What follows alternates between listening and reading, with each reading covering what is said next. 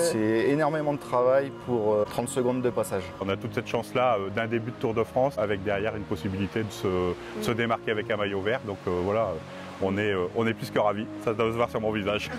C'est une fierté d'apporter la pierre à l'édifice, de voir son travail à la télé. Ça va être une fierté. Ouais. Le stress monte un peu parce que il faut que ça se passe bien. C'est un beau spot et des beaux paysages à voir dans le département quand on fait du vélo. Le Tour de France, c'est quelque chose d'exceptionnel et c'est pas tous les jours. Et donc là, il faut la saisir et puis voilà, ce sera l'opportunité de montrer de quoi Méricourt est capable. Oh, on va être fiers, ouais. Ouais. De toute façon, on se l'est dit hier qu'on a implanté. Donc non, effectivement, puis c'est pas des choses qu'on fait tous les jours. Tous les jeunes, ils vont être sur la ligne pour voir un peu les élites.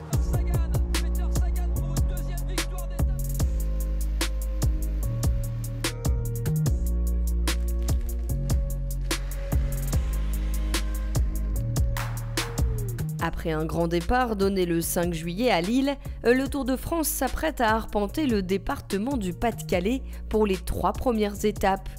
Un choix qui souligne l'importance et la diversité du territoire du Pas-de-Calais, plus que jamais terre de vélo. L'occasion pour tout un département de rayonner sur la scène mondiale du cyclisme. De Lorette à Boulogne-sur-Mer, de Rouy à Arras, en passant par Isbergues, les amateurs du Tour se préparent activement depuis plusieurs semaines. C'est le cas de l'Harmonie municipale de Méricourt, dirigée par Sandra.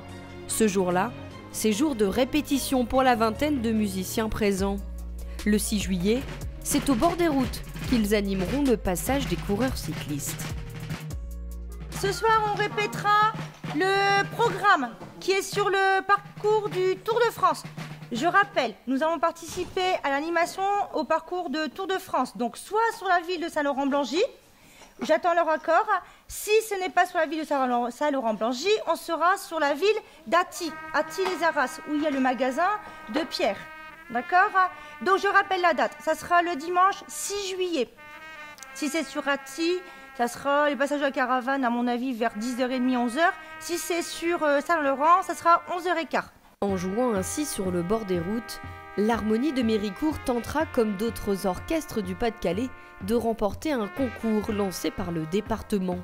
À la clé, une trompette d'une valeur de 650 € à gagner. Terre de vélo, mais aussi et surtout terre de musique.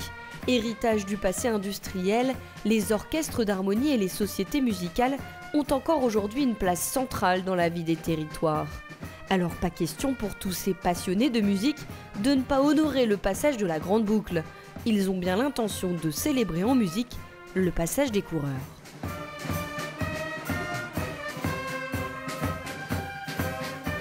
Le concours, c'est chacun sa chance, mais surtout par rapport au Tour de France, c'est quelque chose d'exceptionnel et c'est pas tous les jours.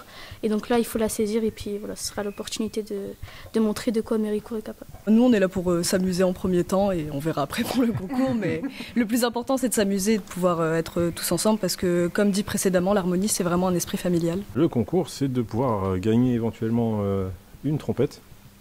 Et de toute façon, tout évidemment, on va la gagner. On prépare depuis, dès qu'on a su l'annonce pour la participation au Tour de France, ils ont été partants tout de suite, j'ai proposé les dates, automatiquement ils m'ont répondu présent pour le 6. Ça a été un réel plaisir de travailler tout ce répertoire festif.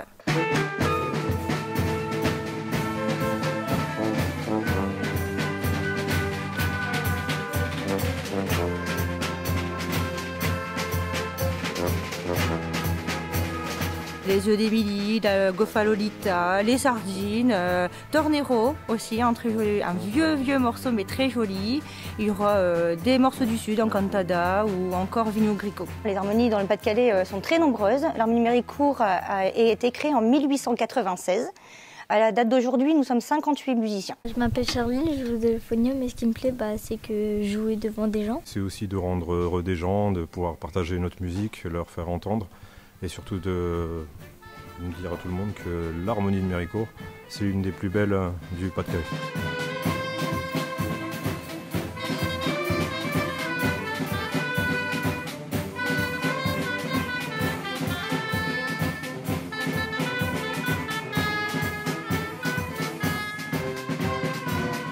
Moi, je joue flûte traversière et piccolo. Je joue aussi du saxophone. Jouer dans une harmonie, c'est trop cool. Ça permet de se faire plein de copains. Comme ici, cette harmonie, on est tous des copains en soi. Et comment dire, ça permet de tous jouer, de faire des concerts et d'assister à plein de choses. Et ça, c'est super.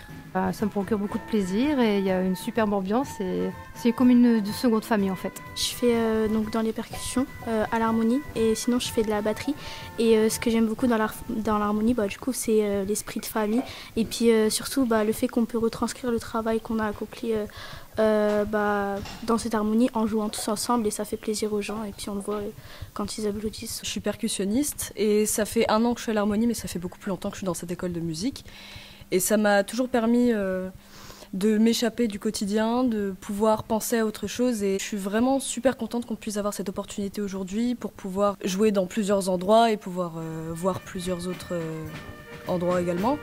Et je trouve que la musique, c'est vraiment un moyen de communication autre qui peut toucher tout le monde.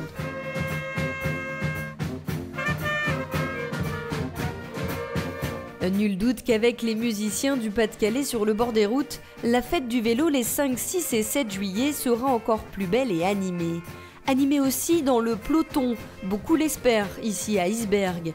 Moment clé de l'étape 3, le sprint qui se déroulera à l'entrée d'Isbergues suscite déjà beaucoup d'engouement sur place. Élus, cyclistes, école de cyclisme, organisateurs du Grand Prix. Ici, le vélo se vit à l'année, alors le passage du Tour, c'est une belle reconnaissance.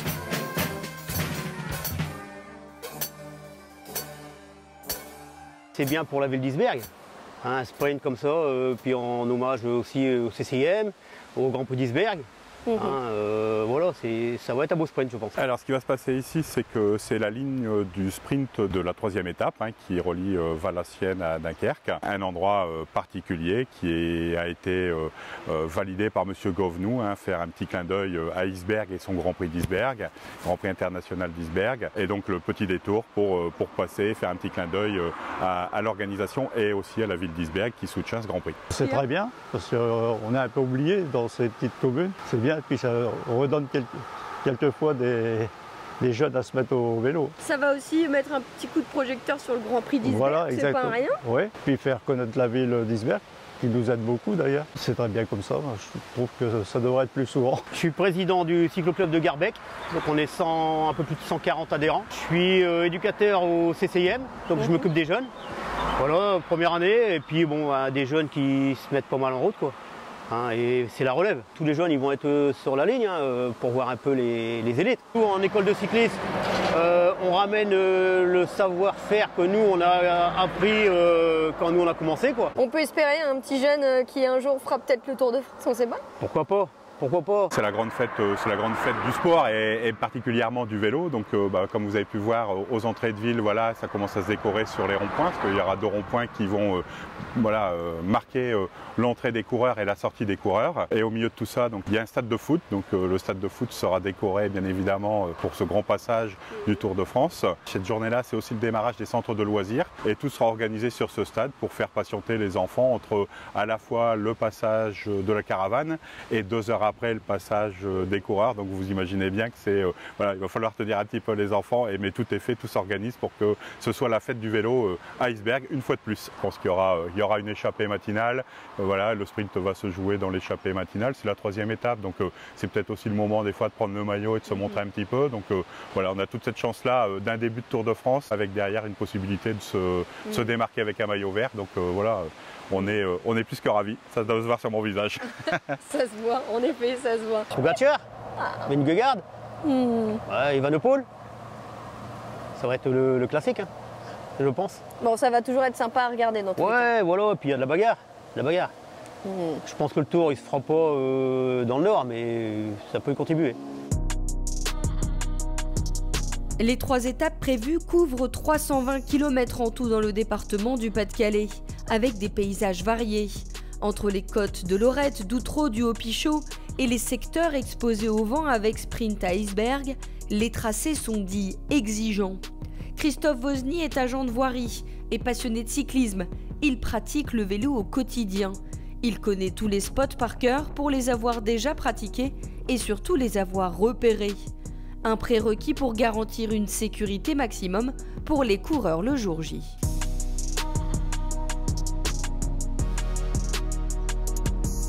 En fait, on m'a sollicité de par mes connaissances du vélo et des courses. Et donc, j'ai fait le repérage des 3 étapes du Tour de France pour relever les points sensibles à la protection des coureurs. Dans un premier temps, j'ai fait un repérage via la plateforme Google Earth. J'ai fait un repérage de l'itinéraire avec des clichés photos. Et ensuite, repérage terrain avec les responsables de territoire sur les territoires concernés pour modifier et apporter des choses en plus sur la sécurisation des ouvrages tels que les giratoires, les îlots, le mobilier urbain. C'est une fierté d'apporter la pierre à l'édifice et de voir son travail à la télé, ça va être une fierté. Ouais. D'autant plus qu'il y a 3 étapes, donc on va pouvoir promouvoir le département du Pas-de-Calais avec le passage des coureurs. En passant par le Boulonnais, le Montreuil-Roy, Ternois, l'Arageois, l'Artois, ça va être avoir des images splendides. Je serai plus sur le Boulonnais, sur la côte du Haut-Puchot, voir les coureurs souffrir, même si la côte elle est courte, mais on va voir sur les images grimacées parce que les coureurs auront déjà un certain nombre de kilomètres déjà dans les pattes. Après le repérage, place à l'action. Les routes, voilà ce qui occupe depuis quelques jours les agents du centre d'exploitation routier de Rouy, près de Bruay-la-Bussière. Maxime coordonne le plan d'action pour garantir la sécurité des coureurs cyclistes sur toutes les routes. Il fait le lien entre les agents des secteurs concernés, les communes, la préfecture et toutes les parties prenantes. Pour l'Artois, traversé par 2 des 3 étapes, à quelques jours du Tour, il n'y a pas de quoi s'ennuyer.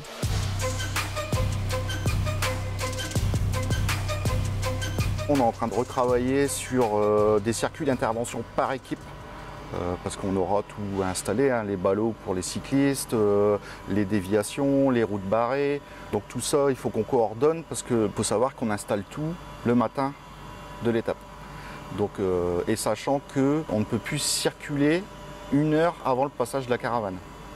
Donc ça, pour résumer, ça fait quasiment une route barrée pendant 3 heures. C'est énormément de travail pour 30 secondes de passage. Pour vous expliquer la carte, en fait, vous avez le parcours qui est en rose et jaune. Donc ça, c'est où le tour passe. En trait bleu, vous avez tout ce qui est circuit théorique où nos agents peuvent circuler. Et après, en trait vert, en fait, c'est la déviation de délestage pour pouvoir traverser le parcours. Parce qu'il faut savoir que la traversée du parcours est interdite. Donc il faut qu'on prévoie au moins une déviation afin de permettre aux gens de pouvoir circuler sur le département. La difficulté est aussi par rapport à le nombre de giratoires sur le parcours. Qui dit giratoire dit plusieurs routes à barrer, donc quasiment 3 fois plus que l'étape du samedi. Donc forcément 3 fois plus d'agents. Après nous, cette carte-là aussi nous sert, je ne sais pas si vous voyez les petits numéros, à partir de la semaine prochaine, on va installer des panneaux d'information sur le parcours et sur les routes adjacentes afin que les gens soient au courant qu'ils ne pourront pas passer. Il faut qu'on nettoie les chaussées, il faut qu'on les répare si nécessaire, il faut qu'on entretienne, donc on va faire du fauchage. S'il y a un peu de branches qui dépassent sur le parcours, on va tout faire pour que ça se passe au mieux. Bon, Rémi et Freddy, on va mettre en route pour l'ensachement des ballots. Sachez qu'on a 650 ballots à mettre en place.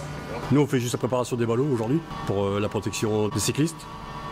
Donc on protège tout ce qui est îlot et panneaux J5. Les chefs vont organiser le chantier, quoi. Ils vont définir qui fait quoi, quoi. Et puis nous, on exécute notre tâche, quoi. Enfin, soit poser les ballots, soit barrer les routes, poser une déviation aussi. Ouais.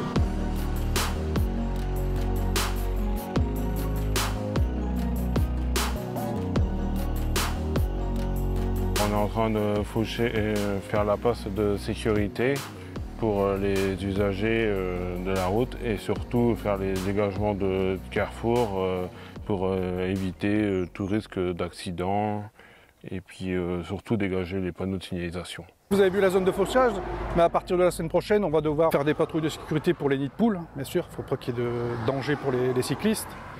Et on aura aussi l'installation des panneaux pour prévenir les usagers que tel axe va être fermé. Il y a quelques semaines, on a reçu un roadbook. C'est une feuille de route en fait, on doit respecter pour l'emplacement des ballots de paille et puis les séparateurs à l'approche des giratoires. Par rapport à ce document, Nous, on doit respecter ce qu'ils nous demandent, donc que ce soit protection des îlots, au niveau des supports et au niveau des carrefours, des giratoires. Donc au niveau des giratoires, ça va être un peu plus compliqué, c'est l'installation des séparateurs. Et je tiens à rappeler, en plus des ballots de paille et des séparateurs, il y a des sacs poubelles qui vont être déposés le long de la route. Donc on demande aux spectateurs de mettre les déchets dans les poubelles. Moi, en étant là au département, c'est la première année que je vais faire avec le Tour de France et franchement, c'est super. C'est le Tour de France, ouais, c'est quand même un événement important, quoi. Et on est content. C'est la première fois, donc c'est intéressant. Vous êtes un amateur du Tour de France. Oui. Vous êtes content que ça passe par le territoire? Oui, bien sûr, oui. Et vous êtes un peu les petites mains du Tour de France, vous. On le vit comme ça? Quelque part, on participe, oui. C'est pas tous les ans. Moi, la dernière fois que je l'ai fait, c'est en 2012. Donc ça remonte. Ça nous permet déjà de changer notre quotidien. Ça montre ce qu'on est capable de faire et c'est toujours très intéressant de changer les habitudes. Vous êtes les hommes de l'ombre un peu quand même du Tour de France, on peut le dire ainsi. L'avantage qu'on aura, on sera sur le bord de la route, on les verra passer. Mais effectivement, on n'est pas les premiers mis en avant. En 2012, j'ai pu travailler en tant qu'agent. Donc j'ai déposé les ballots de paille en 2012. Et aujourd'hui, je vais coordonner les équipes le jour des 2 étapes. Le stress monte un peu parce que il faut que ça se passe bien. Le Tour de France, c'est le 3e événement sportif le plus suivi au monde, avec 3,5 milliards de téléspectateurs cumulés. Alors c'est le moment ou jamais d'afficher le territoire du Pas-de-Calais. Et pour cela, les images aériennes sont un levier puissant. Le département, Maxime et ses équipes l'ont bien compris et ils ont tout prévu.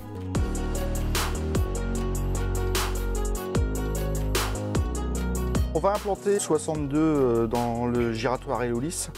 On a fait un petit plan AutoCAD à l'échelle.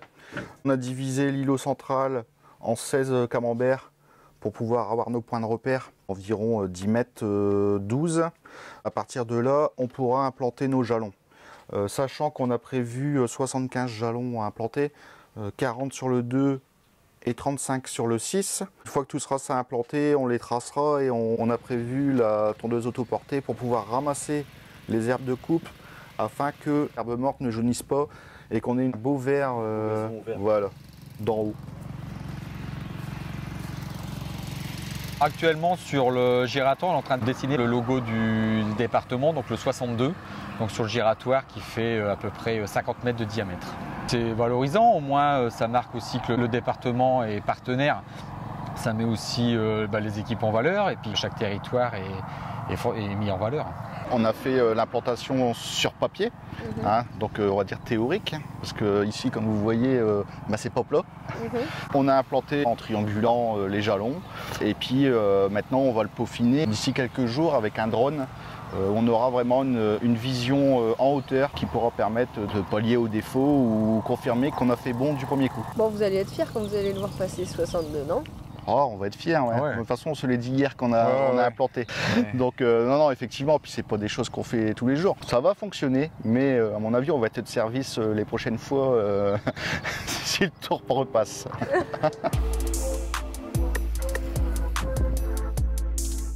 Le passage du Tour de France sur le territoire est aussi une occasion rêvée de susciter des envies de faire du vélo.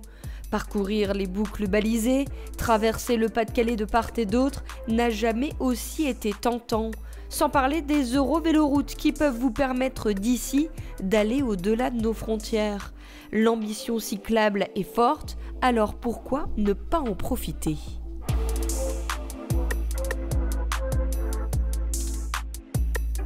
C'est l'occasion de montrer tous nos aménagements, de montrer nos routes départementales à faible trafic qui permettent aussi pour les cyclosportifs de pouvoir librement s'amuser, un vrai terrain de jeu, de montrer que le terrain est vallonné, qu'il y a aussi de quoi profiter, muscler les mollets, j'ai envie de dire. C'est un beau spot et des beaux paysages à voir dans le département quand on fait du vélo. Dans le cadre de sa politique cyclable départementale, son plan vélo 2022-2027, le département axe vraiment sur la réalisation du schéma régional des véloroutes voies vertes, qui s'inscrit du coup dans une continuité des politiques préalablement établies. Et donc l'objectif, c'est vraiment de renforcer ces colonnes vertébrales pour lesquelles après les communes, les intercommunalités, on les invite à se raccorder pour leur mobilité du quotidien et où le département viendra cofinancer, accompagner, que ce soit en ingénierie ou en participation financière.